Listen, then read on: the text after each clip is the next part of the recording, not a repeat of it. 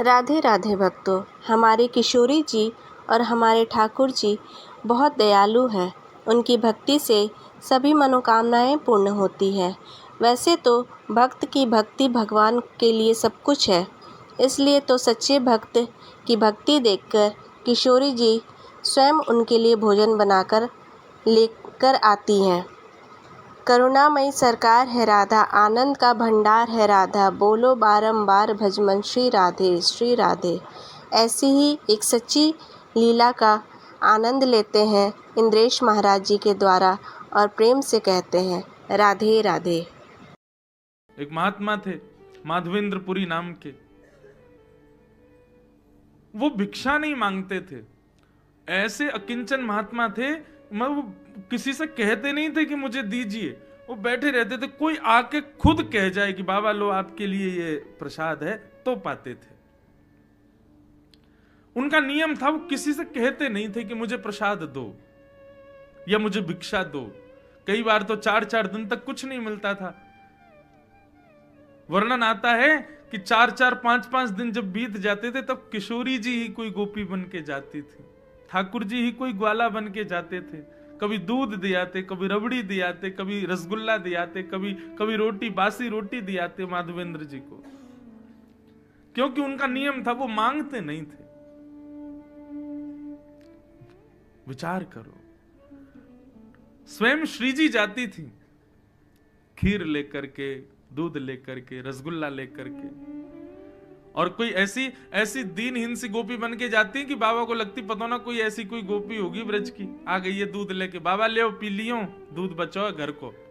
लेकिन होती वो श्री जी थी। एक दिन जगन्नाथपुरी दर्शन का भाव बनाया और गोवर्धन से चलकर के माधवेंद्रपुरी दास जगन्नाथपुरी आ रहे थे। बीच रास्ते में बंगाल प्रांत में, बंगाल या उड़ीसा प्रांत में खीर चोरा गोपीनाथ, उड़ीसा में है बंगाल में, उड़ीसा में ही पड़ते हैं, बंगाल के पास पड़ते हैं, यहां से दूरी है। खीर चोरा गोपीनाथ, उनका नाम तो गोपीनाथ ही था, खीर चोरा तो बाद में पड़ गया। तो आज तक नियम है कि वहां 12 कुल्हड़ों में श्री गोपीनाथ जी को खीर का भोग लगता था, और जो मनोरथी भोग लगवाते थे सारा भोग उन्हीं को बांट दिया जाता था। माधवेंद्रपुरी जी जब दर्शन करने के लिए गए तो श्री गोपीनाथ जी का दर्शन किया। रात्रि शयन में 12 कुल्हड़ खीर का भोग रखा था। अब माधवेंद्र जी का स्वभाव नहीं था मांगने का कि प्रसाद भी ऐसे हाथ के, कोई पुजारी खुद ही कहते आओ प्रसाद ले जाओ तो ही मांगते लेते थे, अपने आप नहीं कहते थे। 3-4 दिन से सफर कर रहे भूखे प्यासे, गोपीनाथ जी के सामने जाके खूब नृत्य किया। पुजारी जी ने सारे मनोरथियों में खीर बांट दी, और खीर बांटने के बाद में मंदिर बंद कर दिया। माधवेंद्रपुरी जी भी वहां से प्रस्थान कर गए, बेचारे भूखे प्यासे एक वृक्ष के नीचे जाकर के बैठ गए। भजन कर रहे थे ठाकुर जी का, लेकिन भजन करते करते बार बार नेत्र खुल जाए, बार बार भजन रुक जाए। क्यों? भूख लग रही थी, लेकिन बोल सकते नहीं किसी से। गर्भगृह में बैठे गोपीनाथ जी को चैन नहीं आ रहा है, और गोपीनाथ जी सीधे पुजारी के स्वप्न में पहुंच गए और बोले कि मेरे एक परम भक्त माधवेंद्रपुरी आए हैं, वो बहुत तेज भूख लगी है उनको कुछ पवाओ। पुजारी जी बोले क्या पवाएं इतनी रात्रि का समय? बोले हमारा 12 कुल्हड़ का भोग लगता है खीर का। बोले हाँ, उसमें से एक खीर भोग बचा है, वही दे आओ। बोले कुछ नहीं बचा, मैंने सब बांट दिया मनोरथियों में। बोले तुमने 11 कुल्हड़ ही बांटे हैं, 12वां कुल्हड़ हमने छुपा लिया था अपनी जेब में। मंदिर आओ, खोलो, हमारे विग्रह के गोजा में आकर के, गोजा बोलते हैं जेब को, बोले हमारे जेब में आकर के देखो एक कुल्हड़ रखा है छुपा हुआ है। पुजारी जी के नेत्र खुले, स्नान किया, अर्धरात्रि में ठाकुर जी का विग्रह गर्भगृह खोल करके जैसे भीतर प्रवेश किया, ठाकुर जी के गोजा में जैसे हाथ डाला, सोई कुल्हड़ में खीर रखी थी। तब पुजारी जी बोले वाह रे खीर चोरा, खीर चुरा ली, अपनी प्रसाद की खीर चुरा ली अपने वैष्णव के लिए। और जाकर के पुजारी जी ने वो खीर बाबा को दी। बाबा बोले रात में 3 बजे पुजारी जी आप कैसे? तब पूरा वृत्तांत बताया। बोले कि रोज ठाकुर जी का भोग लगता है और मनोरथियों में बांटा जाता है, लेकिन आप अकिंचन हो, किसी से मांगते नहीं। अब ये बात किसी को नहीं पता थी, लेकिन पुजारी बता रहा तो माधवेंद्र जी रोने लगे, आपको कैसे पता मैं किसी से नहीं मांगता? बोले ठाकुर जी बता रहे थे। बोले आपको भूख लगी है इसलिए ठाकुर जी ने आपके लिए खीर को अपनी जेब में छुपा लिया।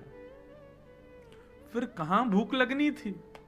रोते रहे विरह से। बोले नाथ, आपको पता है मेरा भाव, आपको, आप जानते हैं मुझको, मुझे इसी बात से इतनी प्रसन्नता है कि आप मुझे जानते हो। तब से गोपीनाथ जी का नाम पड़ गया खीर चोरा गोपीनाथ। अपने वैष्णव के लिए ठाकुर जी ने खीर चोराई। तो नियम इसलिए है ठाकुर जी का कि कोई प्रेम लक्षणा भक्ति से तोड़ के दिखाए, हठपूर्वक नहीं कि जबरदस्ती। इंद्रेश जी कथा में बोल रहे थे नियम में इसलिए ठाकुर जी की उसको कोई तोड़े। अब गर्भगृह में कोई जाने नहीं दे रहा जगन्नाथ जी के, हम कूद फांद के लड़ाई झगड़ा करके गेर के पुजारियों को घुसेंगे भीतर और सबको दिखाएंगे देखो हमने नियम तोड़ा। ऐसे नहीं। नियम तोड़ने का मतलब आप ना तोड़ो, आप प्रयास ना करो, ठाकुर जी प्रयास करें उसको तोड़ने का, उससे आगे आने का, उससे बाहर निकलने का। और श्री जगन्नाथ जी जितने नियमों में बंधे हैं उतने ही नियम तोड़ने में प्रसिद्ध हो रहे हैं। इनसे ज्यादा नियम किसी ने नहीं तोड़े। सब ठाकुरों में सबसे ज्यादा नियम तोड़ने वाले, नियम में रहने वाले भी श्री जगन्नाथ जी और नियम तोड़ने वाले भी श्री जगन्नाथ जी।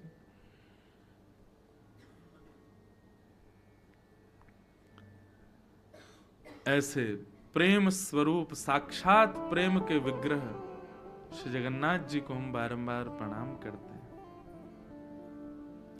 और लाल जी हमारे लिए भी कभी कोई नियम तोड़े, अपनी भक्ति को उस स्तर पर ले चले कि कभी हमें भी लगे कि हाँ ठाकुर जी ने कोई नियम तोड़ा। मैं तो बहुत बहुत जगह तोड़वाए मैंने नियम।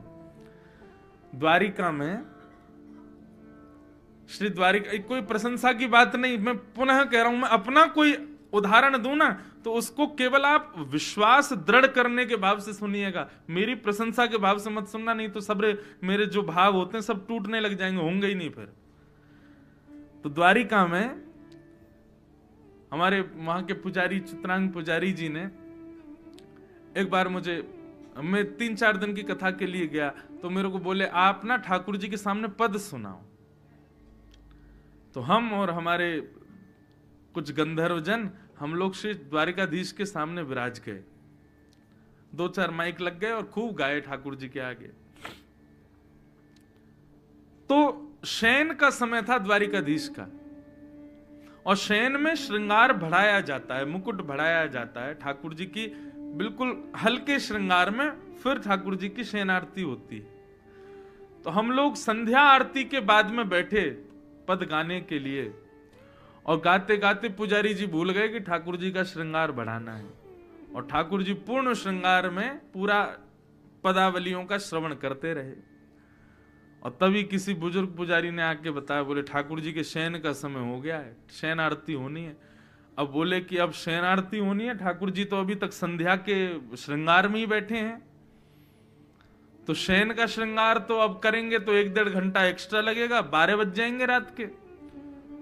तो पुजारी जी मेरे पास आए, आकर के बोले भले पधारे ब्रजवासी, आज सैकड़ों वर्ष बाद द्वारिकाधीश जी की शयन आरती पूर्ण श्रृंगार में ही होगी, क्योंकि आज ठाकुर जी का श्रृंगार बढ़ाया नहीं गया, विलंब हो गया।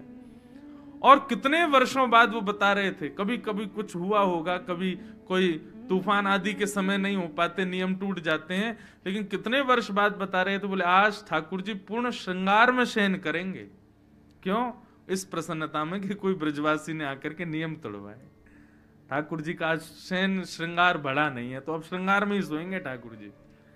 मैंने कहा श्रृंगार में सोएंगे नहीं, श्रृंगार में वृंदावन जाएंगे और कुंज में जाके गोपीन के संग रास विहार करेंगे। यही हमारे श्रृंगार आज बड़ो नहीं है ठाकुर जी को। बड़े श्रृंगार उतर जाए मतलब अब सोएंगे, लेकिन श्रृंगार में है तो इसका मतलब कहीं जाने की तैयारी में है। मैंने हमने ऐसे ऐसे पद सुना दिए, अब तो ठाकुर जी यहाँ ना रुकेंगे द्वारिका, अब जल्दी शयन आरती करो, कपाट बंद करो, ठाकुर जी वृंदावन जाएंगे आज, इसीलिए श्रृंगार में है।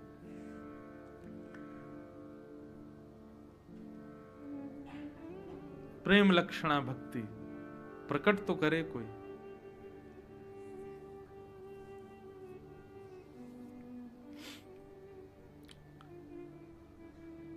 भगवान का विवाह रुक्मिणी जी के साथ में सुसंपन्न हुआ। कल कथा बहुत हमने रास पंचाध्यायी के बाद में फिर जल्दी जल्दी हम करने लगे।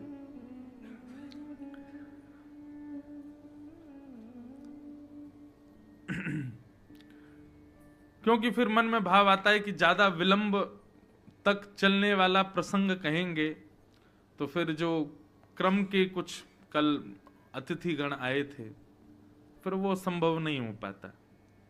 मैं फिर उस भाव समाधि में पहुंच जाता, भाव साम्राज्य में आपको भी ले जाता कि ना आप उससे निकल पाते ना मैं, तो इसलिए फिर हम शीघ्र शीघ्र कह करके आगे बढ़े। तो कल रुक्मिणी जी का सुंदर विवाह प्रसंग भी यहां हुआ। रुक्मिणी जी के साथ में ठाकुर जी का विवाह हुआ तो प्रश्न उठता है किशोरी जी के साथ क्यों नहीं हुआ। हमारी श्री राधा रानी, बंधुओं देखो, आप स्वयं से प्रेम करते हो, आप स्वयं से अत्यंत स्नेह करते हो, लेकिन स्नेह का तात्पर्य हमेशा विवाह नहीं होता। प्रेम का सदैव प्रतिफल विवाह नहीं होता। हम स्वयं को प्रतिबिंब में देख करके बड़े प्रसन्न होते हैं, अरे वाह कितने सुंदर लग रहे हैं हम, लेकिन उसके बाद भी अपने प्रतिबिंब से विवाह नहीं कर सकते। प्रेम कर सकते हैं। ऐसे ही श्री जगन्नाथ जी का प्रतिबिंब है किशोरी जी, हमारे द्वारिकाधीश का प्रतिबिंब है किशोरी जी, श्री वृंदावन बिहारी लाल का प्रतिबिंब है श्री राधा रानी। और प्रतिबिंब से स्नेह हो सकता है, प्रेम हो सकता है, विवाह संभव नहीं। विवाह के लिए विलग व्यक्ति का होना जरूरी है, अलग व्यक्ति का हमारे सामने होना जरूरी है। किशोरी जी ठाकुर जी से विलग थोड़े हैं, और जो विलग मानते हैं वो गलत सोचते हैं। ठाकुर जी का जो वाम अंग है, कहीं भी आप ठाकुर जी का दर्शन करोगे सदैव वाम अंग जो है वो किशोरी जी ही है। और आप हमारे पूरे वृंदावन में आ जाना, किशोरी जी का दर्शन नहीं, केवल ठाकुर जी खड़े हैं। किशोरी जी भाव के भाव से वाम अंग में विराजती हैं, और यह बात यहां भी सिद्ध होती है। श्री जगन्नाथ जी का भीतर प्रवेश करके दर्शन हो तब जगन्नाथ जी पूरे दिखते हैं, नहीं तो बाहर से देखो तो वाम अंग दिखता ही नहीं ठाकुर जी का। क्यों? श्री जी हैं, सदैव अपने भाव में विराजमान रहती हैं। दाहिना अंग ही दिखता है ठाकुर जी का। दाहिना अंग क्यों दिखता? वो श्याम सुंदर हैं, वाम अंग तो श्री जी हैं। और ये बात मैं खूब प्रसिद्धि से अपनी कथाओं में कहा करता हूं कि ठाकुर जी का वाम अंग जो है वो किशोरी जी है। और इसी भाव से हमारे वृंदावन में श्रृंगार होता है।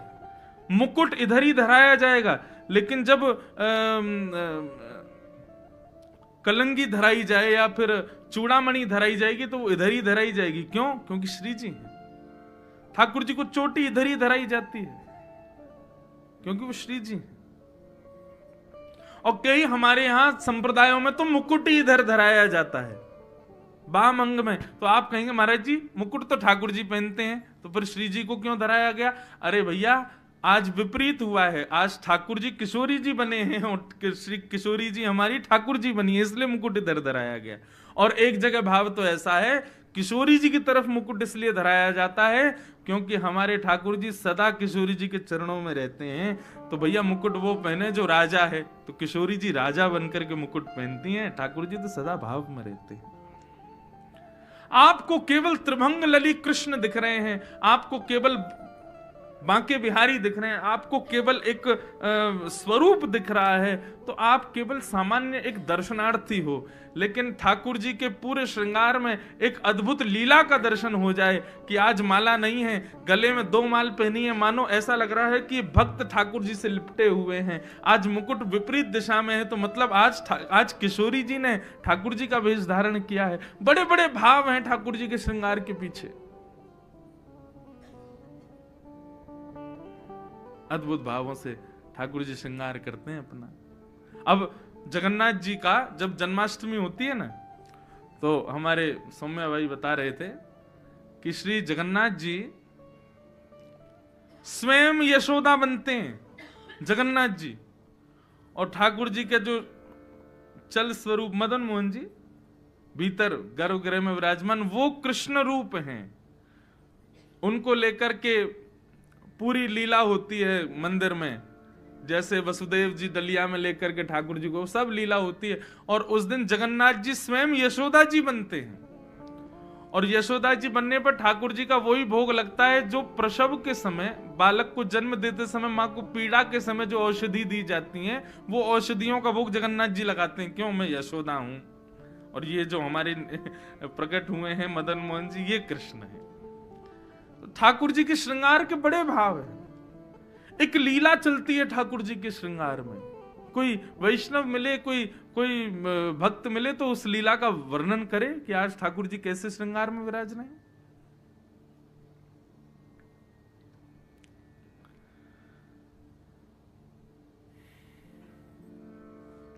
तो किशोरी जी से विवाह इसलिए नहीं हुआ क्योंकि कोई विलग नहीं है। राधा कृष्ण स्वरूपाम वै कृष्णम राधा स्वरूपिणम कलात्मानं निकुंजस्थम गुरु रूपम सदा भजे। दोनों में कोई अंतर नहीं, सम्मिलित स्वरूप है। तो भगवान का विवाह विलग के साथ में हुआ, जो उनसे अलग है। कौन है? लक्ष्मी। किशोरी जी तो ठाकुर जी के संगी रहती है, लक्ष्मी जी के साथ में विवाह हुआ। वही लक्ष्मी द्वापर में रुक्मणी जी के रूप में प्रकट हुई और द्वारिकाधीश का उनके साथ विवाह हुआ।